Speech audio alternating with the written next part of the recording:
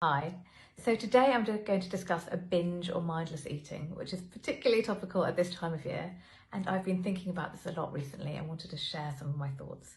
But before I get into that, I'm going to introduce a new topic and recap something I've discussed on a previous post. So the brilliant David Hawkins wrote this book, Power versus Force. And he was a psychiatrist and also a researcher of consciousness. And he used a method called kinesiology to map consciousness on a logarithmic scale. He calibrated it on a logarithmic scale, and he found shame was the very lowest level of consciousness, coming in at 20. Going up, you can see there's then guilt, apathy, grief, fear, desire, anger, pride, moving up to courage. Then you keep going through the levels until you get to love, joy, peace and enlightenment, coming in at a whopping 700 to 1000 on the logarithmic scale. So your level of consciousness is the lens through which we see the world.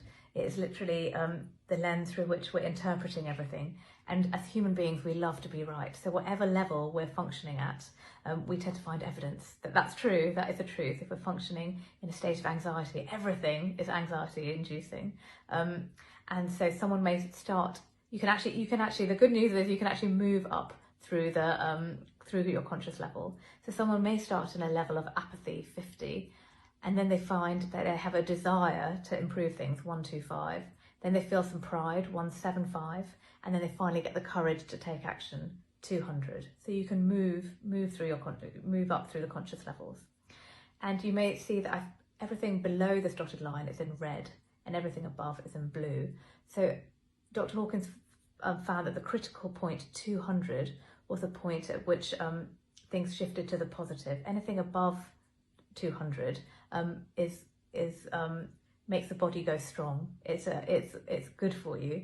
Anything below is a negative force for the body. When your conscious level is that low, it's negative for you. And when you get to the level of courage, 200, you tend to look outward to the world. When you are below 200, you're looking inward at yourself.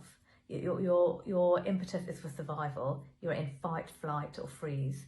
So life force is like a three-dimensional arrow. When you're in the negative emotions, it's literally pointing inward. But when you get above here, the arrow flips. You start looking out to the world. And that's a topic of a future post. And the next topic that I want to recap is the dreaded drama triangle, which was first described by Stephen Karpman, and also the empowerment dynamic described by David Emerald in this book. And I have described this in more detail, these two triangles, in a previous post called The Dreaded Drama Triangle in Healthcare, if you want to hear more about it. So there are three roles in the drama triangle: the victim, the persecutor, and the rescuer. And it is caused by a state of anxiety. When we focus on anxiety, we tend to triangulate into these roles. And where we want to be is the empowerment dynamic. The empowerment dynamic has three different roles: the creator, the challenger, and the coach. And when we have a vision of where we want to go, we can get into the empowerment dynamic. And there are three main steps to move from the drama triangle into the empowerment dynamic.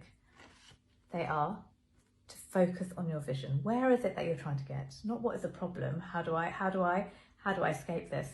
Where is it that I'm trying to get?